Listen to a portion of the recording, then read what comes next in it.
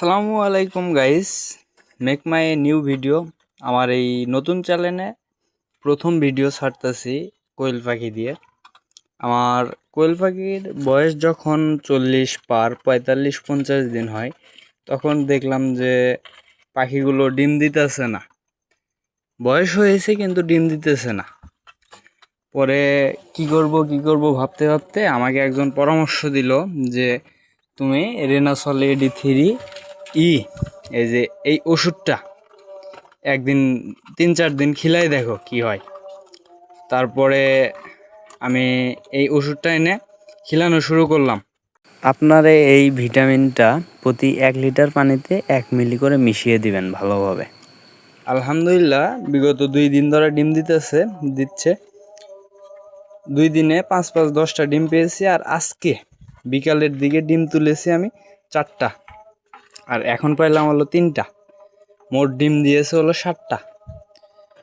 তো যাদের ডিম দিচ্ছে না বা বয়স বেশি হয়ে গেছে, এখনো মানে প্রাপ্তবয়স্ক হয়েছে কিন্তু ডিম দিচ্ছে না, তারা রেনাসল AD3 ই খিলায় দেখতে পারেন। আমি খিলেছি, আলহামদুলিল্লাহ এখন অনেক ভালো ফল পাচ্ছি। আমি প্রায় 3-4 দিন খিলানোর পর এই রেজাল্টটা পেয়েছি। আর কিমরির ওষুধও দিয়েছিলাম, সেটা নিয়ে বিস্তারিত ভিডিও থাকবে সামনে, আপনারা এটা খিলাই দেখেন। এবং যারা কিমরির ডোজ করার নাই, তারা কিমরির ডোজটা করাই নেবেন। প্যারাভেট 20 টাকা পাতা নেবে হয়তো, তারা কিমরির ডোজটা করাই নেবেন। পাখির শরীরে যদি কৃমি থাকে তাহলে তাদের রুচি কমে যায় এবং খাদ্য খাইতে চায় না। আমি এই যে এই খাদ্য খিলাচ্ছি এখন, আগে পরে সবসময় খিলাই, শুধু ডিমে আসার আগ পর্যন্ত বা 40 দিন হওয়ার আগ পর্যন্ত এটা খিলাই নেই। এটা এখন খিলাই লেয়ার অন, অনেক দানাদারযুক্ত ভুট্টা সহ আছে। অনেক নষ্ট করছে ওরা। এই যে পানি সকালে একবার দিই, বিকালে একবার দিই।